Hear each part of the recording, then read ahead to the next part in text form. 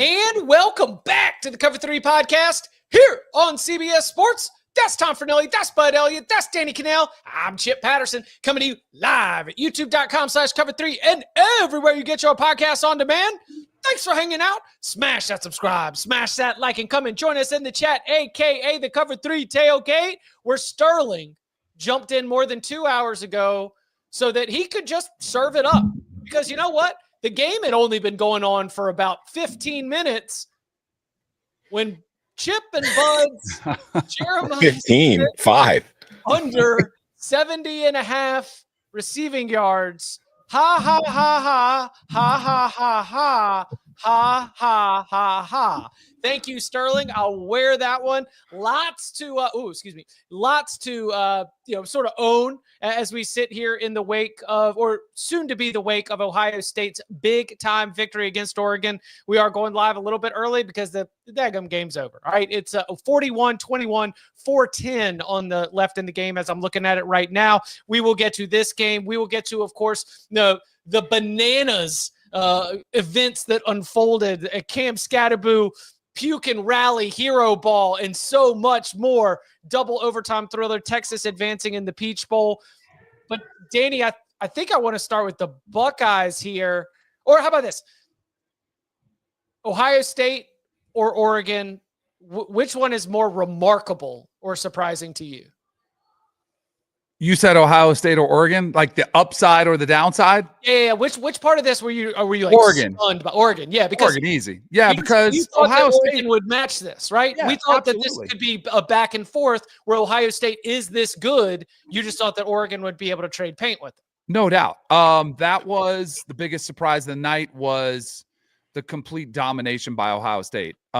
We knew we could get that version. I mean, I think I've been on record saying if we get this Ohio State team that we got against Tennessee, they're going to waltz the way to a national championship. And sure enough, we got that version again, but I thought they would be tested. Shoot, I thought Oregon would potentially win the game. So I did not see this game coming, and probably the lines of scrimmage are the biggest shock. I mean, I know there was a lot of plays and there was a lot of offense, but the defense for Ohio State maybe was just as impressive of their complete domination. Dylan Gabriel, that's how you make quarterbacks look average, is you constantly harass them all night long. He never looked comfortable. I don't know how many sacks they're up to now, but 1,000. Yeah, seriously, it feels like it. I mean, he has not had time all day long. Looks like nobody's running open. It was just an absolute domination by Ohio State. I mean, Oregon was top 10 in the country in coming into this game in tackles for loss allowed. Ohio State's got 13 or 14 already. They might finish 15, 16. This is like a dominant performance by a Buckeye D line that's often hyped, but not always showing up on the field. I think if you're an opponent, if you're Texas, if you're Penn State, if you're Notre Dame, or if you're Georgia, the teams left in this thing, that's kind of an oh shit moment. Because Oregon's offensive line, I think, is every bit as good as the rest of the teams left in this tournament, and they abused them tonight. That's kind of a whoa right there. Tennessee's not great. Oregon, I do think, is pretty damn good up front, and they smoked them. They showed up again. And if you look at the Buckeye fans in our chat and on Bucknuts, what's their concern? It's these guys are always so hyped. Okay, Larry Johnson's group's all, but they don't always play up to that. They did for the second week in a row. This is some pretty scary stuff if they're going to do that. Can I answer Dabby real quick? Because he said Danny. He said, as a QB, is this on Gabriel? No. I mean, I saw Tom Brady now. Tom Brady, when he was down 28-3, came all the way back and won the game. But if you remember that first half, he looked awful. He was getting hit a bunch, and he just kind of turned it on. That was, I don't know what else. I mean, I think Dylan Gabriel held on to the ball a long time. There were a lot of times I'm just throw it away. But there also were not a lot of guys running open out there. And he was seeing traffic in front of his face. It's what happens. You get blurred vision. You don't you get away from your progressions. You don't hit guys. It was not his best game, but that was not on him by any means. And there were two things at play here. First, we mentioned it, the pressure. Ohio State's defensive line in the first game didn't do a damn thing. I think they finished, I tweeted it earlier, but I think they finished with 2 tackles for loss in the entire game. They were pretty much manhandled that night for the most part. Tonight, with 2 minutes still left in the game, they've got 8 sacks and 13 tackles for loss. So with Dylan Gabriel, part of it was pressure, particularly from the interior. Tyleik Williams was getting a ton. And so, like, he was flustered. He was kind of having to move off his spot. But also, like, I can't tell on the TV feed because you don't see the secondary from the TV feed. You'll have to wait till afterwards when the 22's up. But whatever the hell Ohio State was doing coverage-wise in the first half, Oregon had no idea it was coming. Gabriel was, you could tell just by looking at him in the pocket, he had no idea what he was looking at. He was seeing what he was seeing the opposite of whatever he was expecting. He would look for what he thought was there, and then it would be something completely different. And you could tell that was the case because in the second half, it's looked a lot different, even though they still haven't been that effective. He at least doesn't look completely confused. So they clearly went in there, they adjusted and blah, blah, blah. But so Ohio State, I mean, deserves a ton of credit, not just for the way the players are playing, but for whatever the hell they did schematically, which I do not know yet, that confused the ever-living hell out of the Ducks for the first 30 minutes of that game. I'm glad you mentioned the whole point about like what you can see on the TV screen. The one thing I saw on the TV screen in the first half was like 11 guys in frame. I thought instead of back, like, remember, Oregon kind of toasted these guys in Eugene. And we were kind of wondering, like, would they play off more? Would they play more too high and let their D-line eat and be a little more conservative? In the first half, this looked like a very Oklahoma State, Jim Knowles type of game. I don't know what kind of coverage stuff they decided to play there, but and just from watching it live, that's why we can go back and watch. The linebackers were great, like closing speed, like held their ground, weren't caught out of position a lot for sure. They were clogging a lot of the stuff that Gabriel wants to throw, but by like he had to go over the top, and they didn't have the receiver got hurt in warmups. The Evan Stewart. Yeah, they didn't have Evan Stewart, I guess, which was insane to get hurt in warmups, but it does happen.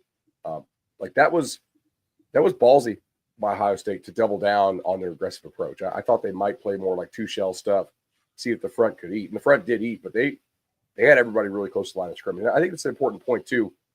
I mean, not just because I'm saying it. I'm not trying to be a dick here, but like I remember this.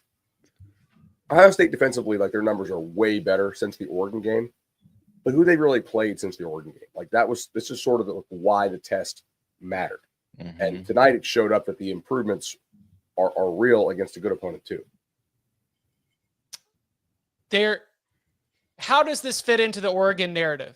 I talked about them earlier this year. I mean, kind of a little bit of a lovable loser, like somebody who is on the other side of Cam Newton, on the other side of the juggernaut Ohio State team that caught fire with Cardale.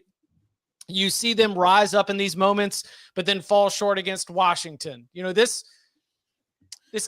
kind of fits, like just toast everybody through the season. And then you show up in this spot and just before you know it, bam, you're down 17-0, trying to hold on to things and climb out of a hole. Do they kind of remind me of Clemson before Clemson went on their run. Like Clemson? They're close. Yeah, but like those games were different. Like those games, they felt like they should have won. I just feel like they're close. I mean, it's hard. Yeah. It's really hard to win a national championship. And I know they want to get it before Phil Knight, passes away. And that's that's one of the biggest reasons they've got this push and they have so much money invested in them. I feel like they played a really good team, that they already beat once and they, you got to beat them twice. And it was really hard. I don't think it's an indictment on is Oregon not good? Are they fraudulent? I just think they ran into a buzzsaw. And shoot, we'll see if Texas is going to run into that same buzzsaw. That game's going to be fun, but it just happens. I feel like they're close. They're just not ready yet. They're just not there yet. I think all of our bye teams had slow starts. The difference is not all of our bye teams were playing Ohio State. Mm-hmm. Right. I don't think there's a college football team on the planet that beats Ohio State if Ohio State plays like it did tonight. Yeah. Like, I mean, Jeremiah Smith with the 45-yard touchdown on the third play of the game. And it's just like, I mean, it was a short little pass. Then he just runs through your entire defense because he's Jeremiah Smith. And then he's mossing you on other plays down the field. Just like these are a bunch of 5'9" corners trying to cover Jeremiah Smith. It went about as well as you would expect it to. But more than anything for Oregon, like they have been great all year long. But if we've seen them in the big games against Ohio State, against Penn State, against Boise State, their defense was not fantastic. I talked about it last night when we were talking about Boise State. Oregon's defense was not even in the top 50 in defensive rushing success rate. So like we talked about how Ashton Genty did really well against Oregon earlier this year. Well, Oregon's defense against the run wasn't great all year. So Ohio State completely tore them apart through the air, which then allowed them to open things up on the ground and just completely gash them. That has been somewhat of a problem for the Ducks all year. They have not been the elite defense that Ohio State was or that Penn State was. They were just a good defense with a great offense. And tonight, a great offense tore their defense apart. I kind of felt like tonight was less about scheme for Ohio State. Maybe they were doing some influence stuff that I didn't pick up on, but against Tennessee, it was very clear they had something that was going to scheme guys wide open. And tonight, Ohio State's receivers just won. And on the one ball down the seam, that's just a great throw by Will Howard. Mm-hmm. The Ibuka touchdown. Oh my God. It's not that open. I mean, that's a big boy throw right there. That was oh God. Okay. I don't know if Danny can talk about throwing that ball, but that shit's hard. He was phenomenal. I was about to say, when you're the quarterback at Ohio State, you're held to a standard that's probably just unachievable. Will Howard had a really good season. And he's kind of oh yeah, I'm still here. Yes, we had this $20 million roster, but don't forget about me who can still sling the rock and make all those throws. And I think it's because, we talked about it. You lose to Michigan, you throw 2 picks. It's and there were so many games that he didn't have to do much. I mean, but look at what he did against Oregon. He played great against Oregon. It was just 1 second short. He played awesome all season long. I think he had, was he second in the country with 73%? I think he had 7 games where he's 80% passing, including the game against Oregon the first time around. I mean, he's been awesome this year, but it's is he CJ Stroud? Is he Justin Fields? And yeah, he's been pretty much all of them. And he might be able to do something that those guys couldn't do. It's just, you get held to this bar that is unobtainable, but he's starting to showcase that he is just as good as anybody in the country. And it's been pretty incredible to watch. You know what else about Howard? What? He had how many design rushes tonight? None. This damn game script killed my bet. Boys, I'm saying those legs are fresh. Yeah. Mm-hmm. Yeah, they didn't need them at all. If you're Texas, you better still rep that. You don't think they're not going to? Of course they will, but I'm saying they have to continue to do that. Chip Kelly's had a nice little revenge tour in this college football playoff. That's you were right. It's not about scheme necessarily, but there were some conscious decisions that were made in terms of the way we're going to handle our business. Was losing to Michigan the best thing that could have happened to Ohio State's national title hopes? Maybe. In that it made them say, hey, we are going to become a passing team. Yeah. Maybe we should be a Madden team. Let's go and use our advantage that we have on the perimeter against everybody in America. So I think it also took the pressure off of them. They were supposed to be this perfect team, this $20 million roster, and you can't lose to Michigan. And then they lost, and they feel so we can still win the Natty. We can still go do it. And then they kind of got pissed off, and maybe they actually like playing for Ryan Day, and they're hey, our coach is great. We just let him down, And we've talked about all those reasons. They didn't have a great game plan, all of that. But, man, did they come together. And it's all about peaking at the right time, and they are peaking big time. Listen, Ryan Day does not deserve credit for losing to Michigan, but Ryan Day deserves a lot of credit for how this team has handled losing to Michigan, because there were 2 ways this could have gone. All the talk about the program was, oh my God, Ryan Day's going to get fired. This team's going to quit, blah, blah, blah. Because we were talking about it because it was a legitimate possibility. We did not know what they were going to look like when they came out to play Tennessee last week. Then there was the other possibility we discussed is or they rally behind it, they unify, they lock in, and they just come out and tear people apart. And for 8 quarters, they have been a perfect football team for the most part. They've had a couple mistakes, but by and large, they have been as close to 100% as they can be. And when they are at 100%, oh my God. Because even the offensive line, which I've been bagging on for a month and a half now, looked great last week. It looked great again tonight. They are this is a unit that has gelled. They have overcome the injuries. They are playing terrific football. They really do not have a weakness at the moment. So this morning we played back some sound of Ryan Day talking about Oregon, and it was a minute clip. And when we came back on, I was he sounds really comfortable and confident and laid back, which is not what has happened when he's talked about Michigan. It's just a Michigan thing for Ryan Day. I'm telling you, because at the Big Ten Media Days all season long, there was so much tension, and it was like, you got to beat Michigan. You got to beat Michigan. So tight in July. Yes, he was wound so tight, and I'm telling you, once that game is in the rear view, and you're like, whatever, we lost again. I get it. Like, it's going to be there again, but there is just. It's almost, and it's weird because it's almost like this weight has been lifted off his shoulders. Like maybe he thought he didn't get fired. Like you're okay. And then you win a playoff game and you blow them out. Now you've got 2 under your belt. They're gaining more confidence in playing. Like Ryan Day is not as stressed because that game's further in the rear view. It's a weird dynamic, but I'm telling you, I think it's palpable when you listen to Ryan Day talk. Coming up on the other side, we will first take a look at Ohio State's Cotton Bowl opponent, the Texas Longhorns, and then get to relive and celebrate for my money, one of the better college football playoff games we've had in the era. That was Texas's double overtime win against Arizona State. All that and more next.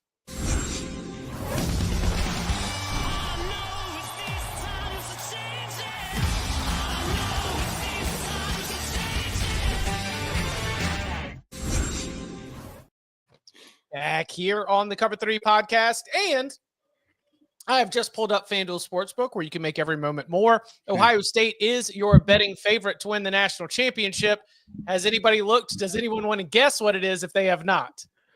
I looked 6. What? 6. Oh, you were saying the line to win the Natty. It's -1. I'm my guess because I checked the line of the Texas Ohio State game, but to win the Natty, -120. That's plus 125. What's the spread? What's the spread? 4.5. Ohio State's favorite over Texas. FanDuel.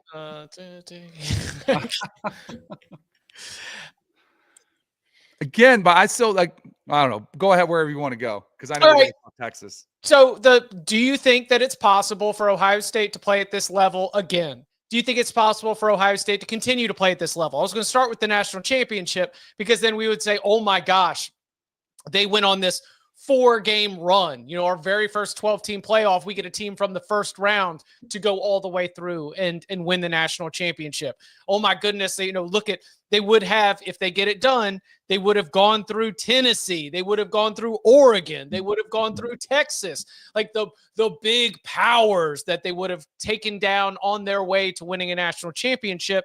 Looking at the Texas matchup specifically, do you think Ohio State's going to be able to continue to impose its will and perform at this level?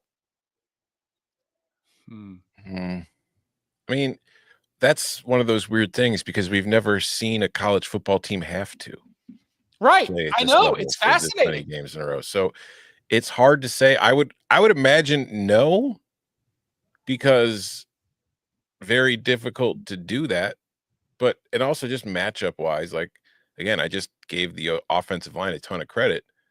They're going to be facing the best defensive line in the country in the Cotton Bowl. If they can keep playing like they have been against that defensive line, just give them the trophy now. So, I mean, that's really going to be what it comes down to. If they can protect Will Howard and open up the run lanes against Texas the way that they were against Oregon and the way that they did against Tennessee, yes, they can do it again. And look, you don't want to go into a depth off against Steve Sarkisian right now because that defensive line is just throwing bodies and bodies and bodies and bodies. And then I'm including edge rushers and just sort of their whole defensive front. They keep those guys pretty fresh. They go, what do they run? 6, 7 in terms of like their regular rotation. I mean, it is a group that is built to be able to make a deep run in the playoff going up against an Ohio State offensive line that has already been dealing with injuries, and they've played really, really well. But that is a great point in terms of the challenge that's going to be presented to be able to create those kind of opportunities for Travion Henderson, for Quinshon Judkins to sort of build everything off of that. Because while Texas's pass defense, we looked at it as a potential concern. I mean, they still got bodies that can go against Ohio State's wide receivers. Performance, sometimes, it'll slip, as it does, especially in the modern game. But whether you're talking about Jahdae Barron, whether you're talking about Makuba, like whether you're talking about Malik Muhammad, like the rest of that secondary, they are the types of body types and athleticism that will not be afraid of going up against Ohio State's wide receivers. I would be Man, I afraid kinda of think Ohio they should State be. wide receiver. Yeah, I was gonna say Yeah. I'd be terrified of Ohio State I mean, receivers. Do you think Texas corners are that damn good? No, I don't know if they're I that don't think damn they're that much better than Oregon's. no, I think their safeties are good. And look at I the don't know last 2 games. I mean, when they've played good quarterbacks and good Right. teams. Mhm. They've been- Yeah, today though was a lot of Sam Levitt and Cam Scatterboo hero ball. Yeah, And Levitt's good. Yeah, Levitt was really good. But those receivers are not. Like Malik McClain's not good. Like those are not like scary players. That they would not be on scholarship at Ohio State. Like not only would they not start, like those guys aren't scholarship worthy players. Like they wouldn't be in the 3 deep. So it's a whole different ballgame. Yeah. Bud, how do you see that matchup? Ohio State, Texas. To me, the question is, does Ohio State's D-line show up in this fashion for the 3rd game in a row? Right. Because you could probably tell me that Texas' offensive line is better than Oregon's. I think that's fair. Like, I don't think it's worlds better, but I do think it is probably, better than what Oregon has. I think it's clearly better than what Tennessee has. Like, can Ohio State, can a defensive line for the Buckeyes raise their game yet again and whip Texas' ass up front? Because if they do, I think this thing's over. Like, personally, I think Ohio State will find a way to scheme up, 28 plus against that Texas defense. And I don't think Texas can get to that if their offensive line is getting whipped. I think I look at what Georgia did and say, hey, see the physicality we played with against Oregon today? See how we put hands on those receivers today? Just like Georgia, we have to rough up these Texas receivers, especially in the screen game and that kind of stuff, which Arizona State, I mean, to their credit, like they played their game today. And early on, they got cooked. And Texas hit that little fake screen with the wheel to number 2 there. And it's like, oh, God, like they're going to play this aggressive all day, huh? And you know what, though? It was a calculated and smart gamble by Brian Ward. I don't know if he had to get Dillingham to sign off on this. I assume so. But, I mean, for the most part, Ewers threw like flutter balls all day and looked like crap. And he threw like 5 good ones, and ultimately, including but like they said, hey, can you beat us down the field, Texas? And a lot of times the answer was no, because they were bringing pressure. And like the little cross dog double A gap blitz that they got caught on 4th and 13 to lose the game. They ran that well in the second quarter and they busted Ewers up, man. Like if I'm Jim Knowles, I want to be in your face. I want to bring a lot of pressure. He's probably licking his chops watching Ewers throw these balls because most of these are not very good throws, man. He doesn't look very good. Which is why, honestly, on the touchdown in the 4th, I was actually very impressed by Quinn because he had me getting his ass lit up on that. Yeah. And like first, I mean, the offensive line did an incredible job picking it up, but Quinn never took his eyes down to look at the rush. He knew it was coming, and he just stood there expecting he was going to get absolutely rocked, and he threw the ball. He didn't get touched because his offensive line did a phenomenal job, but that was just a really impressive throw. My concern with Texas in this game is we just talked about how Ohio State's been incredible for 8 quarters. When has Texas been incredible for 4 quarters?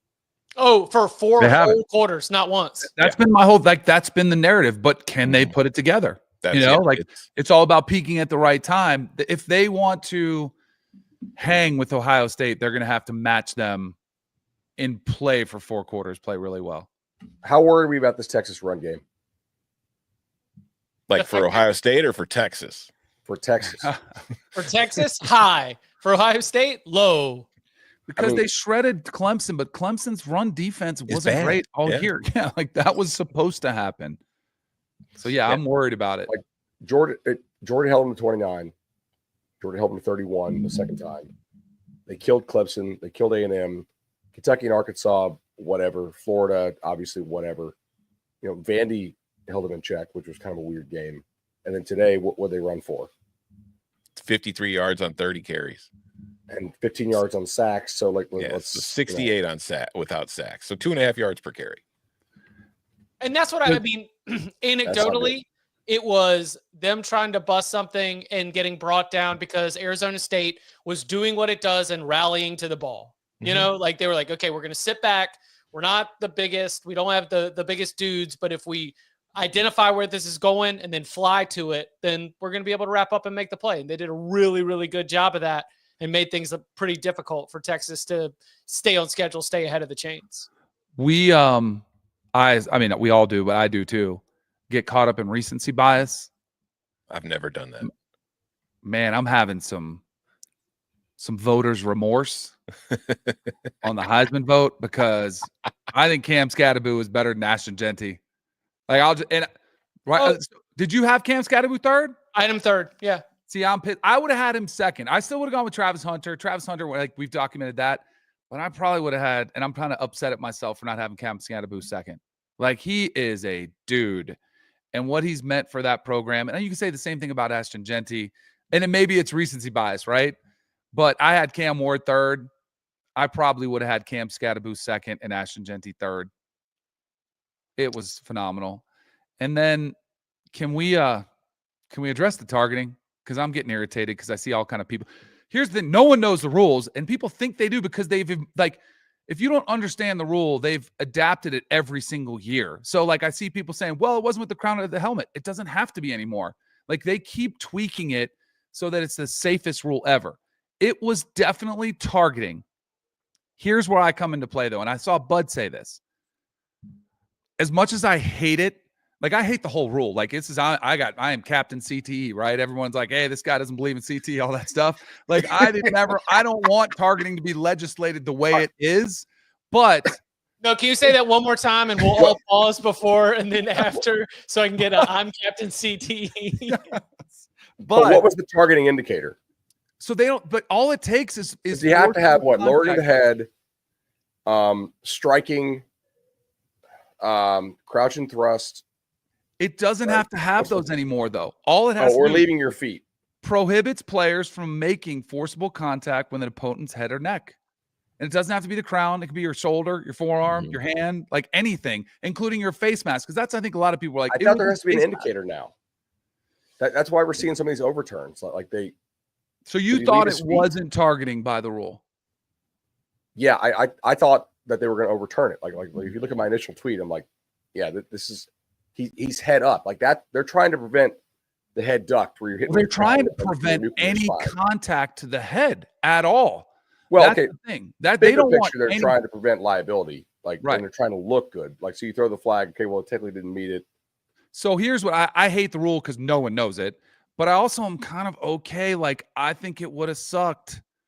Like if they did call it targeting because I hate the rule. So I can totally see both sides of it. It's a good clean defensive play. What the hell are we talking? Like, you see what I'm saying? Like the guy didn't strike with the crown of his helmet. He just made a face-up tackle. You guys ever tackled something? Like I know you guys have. It's just football, man. It's a shitty rule. I'm glad they have tweaked the rule to where we can overturn some of these. Like I still think they should just like targeting should not be a thing. Because he was still short of the first down. You know, like if it had been a targeting call, then they get the first down. First down, yeah, 15 moving. Yards. You're in field goal range, almost virtual, like right there. Yeah. Well, not for Arizona State. Field goal range. That is very true. But you had a lot of time left. Just full disclosure, honesty. Yeah, of course. I hate the rule too. I don't know whether it was targeting or not. I don't care. All I know is when I saw the hit, it made me feel good. It was a great hit. I watch football. People hit each other. You hope they don't get hurt, but a part of the reason you watch is because they hit each other. My guy on ESPN that comes in, the rules analyst, Bill Lamagna. Wait, which one? Is it the one they stick Matt Austin? I mean, they're both about the same, but Matt Austin was the guy on this one. Okay. He was like, he is better than the other guy. They're not the same. I totally like the one they stick Kirk with. I think is a serious prank by the network. But he did say, we are alike, but we are not. But he did say forcible contact to the head and neck area on a defenseless player. I think that's targeting. Like it was by rule again. But I am actually okay if the officials got together and like, holy crap, this is a big call. Like this, do we really want to do this? And maybe they were like, nah, like let's just let them play. Let's let the game play. Let's let the game breathe instead of having our call step in and determine the outcome. I'm kind of okay with that. Yeah. Any If other? you're going to decide a national quarterfinal, it better be a very clear attempt at kill shot. He better try to kill him. Yeah, which it wasn't. And people were like, well, he didn't intend to. But that doesn't matter. Like that's the thing about the rule. There have been so many different ideations of the rule. It's really hard to keep track of. And I'm with no one really knows what it is. So favorites in the college football playoff in the expanded 12-team format are 7-0 straight up and 6-1 against the spread. And that one is those Arizona State Sun Devils. So while we have an Ohio State-Texas semifinal to look forward to, Tom, how do you think that we're going to like sort of crystallize the Arizona State and the Sun Devils' role in this amazing game and sort of, you know, their spot in these first two rounds of the playoff? I mean, listen, they don't want the consolation prize. They don't want the pat on the head.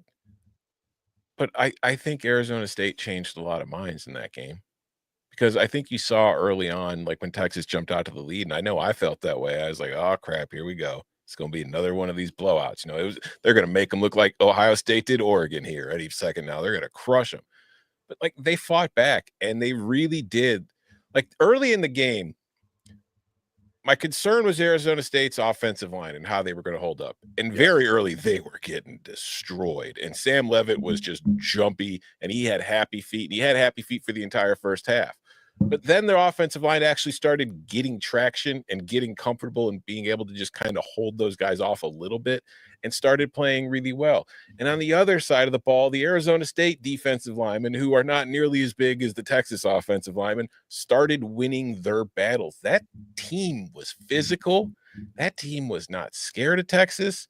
We could sit here and argue about the format and how they need to change it and how Arizona State didn't really deserve the bye. But, man, they did not look like they were any really different than Texas. Like, the game went to overtime. They fought back. And when I watched those two teams play, I think that skill position-wise, especially at the receiver position, Texas has an advantage on Arizona State. 6 wide receivers before you start to, if like stack up, rank all of the wide receivers in this football game. We get to 6 before we pull our first Arizona card. But I'm telling you, at QB, at running back, at offensive line, I mean, size-wise, it matters. But just as far as playing football, offensive line, defensive line, linebacker, I didn't see a huge difference between those teams, man. I think Arizona State deserves a lot of credit. I think that coaching staff deserves a lot of credit. They were in a lot of close games all year. They won them. Sometimes that's luck. Sometimes that is just good coaching and knowing how to finish games and win. They had a chance. Cam Scatterbo and rocks. I love that guy. He's awesome. I think Sam Leavitt's got a chance to be really good by the time he's done. He's got some kinks he needs to iron out. But he's a redshirt freshman. That I know. Stones. That's a good football team, man. They are a lot better than I thought they were. Like, I thought they were probably I talked about it on the show all week. I said, I think that they'll be able to get points. I think they're going to be able to score and make some kind of game of this and hang around.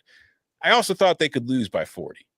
But they were more impressive to me than I thought, like I expected. I just thought it was phenomenal. It's a sad consolation prize they really don't want because they lost and they wanted to win the game, but that they should be proud of the way they looked out there, honestly. Totally. I also, from like a coaching standpoint, why is Sark kicking to go up 16? Man, I don't know. That almost cost him. Yeah. And I tweeted, I said, would you have gone for 2 there? Yeah, I tweeted a poll and I got like 1,000 replies like, well, it's not going to matter anyway. It mattered, man, because they got it to overtime. Yeah, no, it did. It basically did cost them. Today, like this whole playoff, and I feel like this way every single year, always teaches me why I want to see teams earn their way in. Like we can go with who we think the 12 best are, but we all thought Oregon, Ohio State was going to be an epic game. That was the ugliest game. That was the ugliest game of the playoffs that we've seen, this weekend or whatever, the quarterfinals. And a lot of people thought Arizona State was going to get boat raced, and they were right there toe to toe. That's why we're wrong all the time, and I'm okay with it. Like, why do we try to pick teams and see like who looks the best? Because we never know. Like, we might not have known about some of these teams, especially even the 4-team playoff, but I don't know. That's what I kind of always go back to when we see surprises or we see blowouts we don't want to see happen. It's like, that's why we have to let them play out in the field. How about Kenny Dillingham? We talked about whether or not you were going to coach scared. Oh, buddy. We're throwing fake punts to the thick boys. I understand going forward on 4th down is something Arizona State has to do just based on its special team situation, but we are doing big plays when we go forward on 4th down. And look, what they did on the 4th down defensively was very aggressive and led to a touchdown. But I was on the 6 p.m. hour of CBS Sports HQ earlier today, which primetime pregame. Eric Casillas, one of the hosts there, and you know what he pulled out? He was like, "This was Rocky 1, and Rocky is Arizona State. Like, you lost, but man, everybody thinks differently about you now because no one gave you a shot, and now everybody is like, okay, like if you are, and again, we don't want to pat you on the head." We don't want to be patronizing about this, but gosh, this is affirming of any sort of stock that you had bought in Kenny Dillingham, in Arizona State, in a coaching staff that we've talked about. Brian Ward, the defensive coordinator, a lot. Like, he's been around, but man, like Hines Ward is out there as a wide receivers coach. I mean, the coaching staff is kind of a wild collection of personalities and experience. It's just it's an exciting time in Tempe for sure. I do not think this is going to be a one and done. I don't think we've seen the last of Arizona State in terms of being able to contend for championships in the Big 12 and be a team that everyone should respect as a top 25 tech program. There was a bad visual for Kenny at halftime, though. Oh, I saw you tweet about it. Down 17-3, getting interviewed by Taylor McGregor, who's towering over him by a foot because she's in heels. Bad visual. She's tall. I went to dinner with her, and then you put her in the heels, and she's like, she's already tall. Yeah, it was a rough look for your boy. But he mounted that comeback in the second half anyway. I mean, yeah, they didn't quit, and all of a sudden you're like, wait a second, this is going to be it. You know, I guess they really are going to go and do it. Sam Levitt, whole thing is just pretty awesome.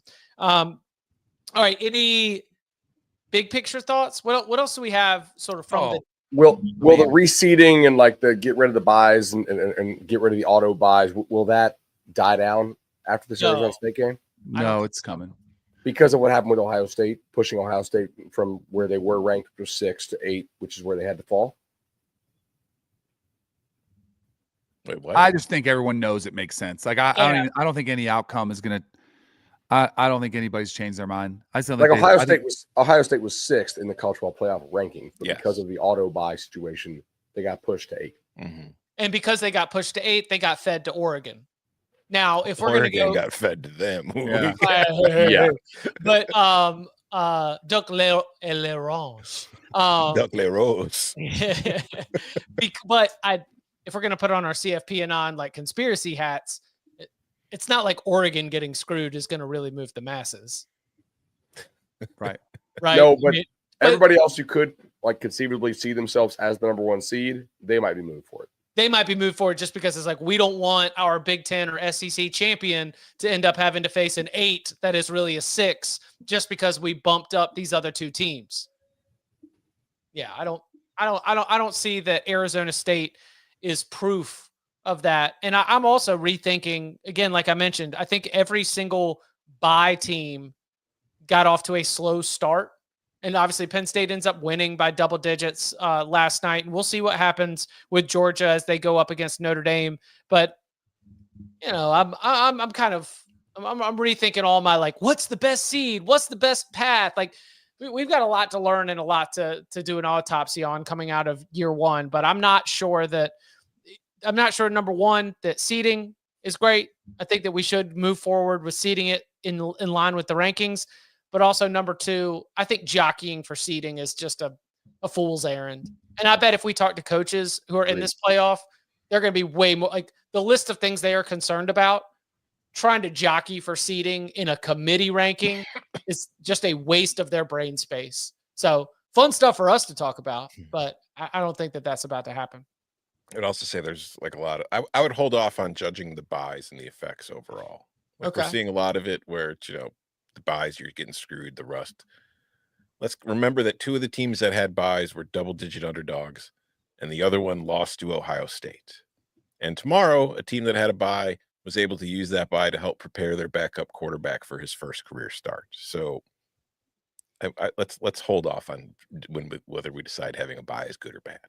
And also, like the teams that did not have buys, Notre Dame and Penn State, like they might have lost their best defensive player or best defensive lineman. Mm-hmm. Oh my gosh, Carter's out. Yeah, it's for confirmed, right? Hold on. I haven't heard a confirmation on that. I didn't see that. Chip's just making stuff that's up. why I said might have. I just Provides update. Yeah, we're not. Knowing James Franklin, we are not. Penn State getting an doesn't say a update. damn thing. We aren't getting an update. Well, as you know, these types of games in this situation, if he's able to go, I'll know he'll go. We'll get him checked out, make sure everything's okay. I just saw him walking for breakfast, and he looks great. His attitude is great, but I just don't have a ton of information for you right now. Yeah, he was on College Game. I knew that he had given some update. I'd seen it, but I should have known that it's Penn State and it's James Franklin, and the only update you're getting is a non-update. Mm-hmm. Yeah. So for those of you that asked, we are going to be doing another 3 days in a row of instant reaction shows. We'll be doing it after the conclusion of the Sugar Bowl between Notre Dame and Georgia. I think it is understood, but I don't want to have it be left totally unsaid. Like, what happened in New Orleans sucks, man. Like it's scary and it is sad. And like our hearts and thoughts are like, we're just like everybody that's impacted by that, just top to bottom. It's just it's not what anybody wanted to wake up to, you know? And so I hope that we're going to be able to, I hope that the people there, like the fans, the families just had to stay in the hotel all day. Mm-hmm. You know, like I hope that everybody that's there and is a part of this and anybody that was affected by it will be able to find something to hold on to make their trip to, in my opinion, one of our country's most unique and exhilarating cities. I hope that they're going to be able to get some good out of this. But yeah, we'll be back day 3 of Instant Reaction Show after the conclusion of Notre Dame, Georgia. Any other thoughts here before we get going? Lane Kiffin's going to back up the talk, right, and beat Duke without their quarterback. He's going to try to score 100. Yeah. And they'll write to Twitter after the game's over. All right, snap call. Did we watch the national title game tonight? I've been saying for weeks, Oregon or Ohio State. I think somebody gives them a better test. Yeah, I agree. I think it just kind of snowballed every game by 21. I'm not saying they won't get a better test, but I'm not looking at anybody left in the field that's going to beat them. Well, then, yeah, but so I think it's a different question because I think like if I redo my pick for the national championship, yeah, I'd go with Ohio State. It certainly was a final score of a national championship game. 41-21. See, by the way, I did say that the winner of this game would have 41 points. So ignore everything else I said, but I said the winner would have 41 points. Hey, do you know who came through? The best third quarter team in America. Mm-hmm. I saw how things were going. I saw some ducks dead in the water. I opened FanDuel Sportsbook where you can make every moment more. And did you know that in the middle of the second quarter, you can make a live wager on the third quarter? And I considered the best third quarter team in America. And I saw them catching 1.5 points on the third quarter spread in the middle of the game. And I said, who am I to doubt the best third quarter team in America? Final score at the end of the third quarter, 7-7. That plus 1.5 cashes. How many texts did you send us about that? What? About Ohio State catching 1.5 points in the third quarter? I don't think I sent any text about that. Oh, that's right. You did. Oh, yeah. No, you left us hanging. Listen, it got sweaty when Oregon. Which made you more money than my live bet Texas after Arizona State scored call. Or listen, when Oregon won the middle 8, I was like, uh-oh. Because, they scored right at the end, right before halftime. They scored on the first possession coming out of the locker room. I was like, oh, no. Because Oregon's third quarter was their weakness. Mm-hmm. They're 90th in the country in third quarter scoring and like top 10 in all the other quarters. So I was like, man, best third quarter team in the playoff, worst third quarter team in the playoff. It's got to fire. It was sweaty. But TreVeyon Henderson, with TreVeyon Henderson, 55 seconds left in the third quarter, gets over the goal line. Mm-hmm. Oh, yeah. Fist pumping, baby. Let's go. All right. Enough on that.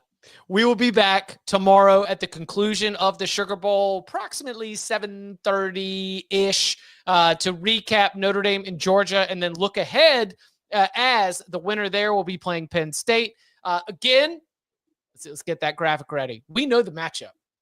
Ohio State, Texas. That is your Cotton Bowl, which means if you are going to be in town for the game, there is literally zero excuse for you to not come and hang out with us at Tannehill's Tavern and Music Hall in Fort Worth for the Cover 3 college football playoff tailgate live. The event runs from 5 p.m. to 6:30 p.m. Central. That will lead us right into the Orange Bowl, which will be Penn State and the winner of Notre Dame and Georgia. We'll do a little hangout, a little watch party for the Orange Bowl right there at Tannehill's. And so we'd love for you to come and watch the show. We'd love for you to hang out with us afterwards to watch the football. And all you have to do is RSVP. Again, this is an event where just to get in the event, it is free. However, you will notice when you hit the link that there are options for some paid tickets that get you reserved seating areas and some goodies from CBS and the Cover 3 podcast. So go on and hit that.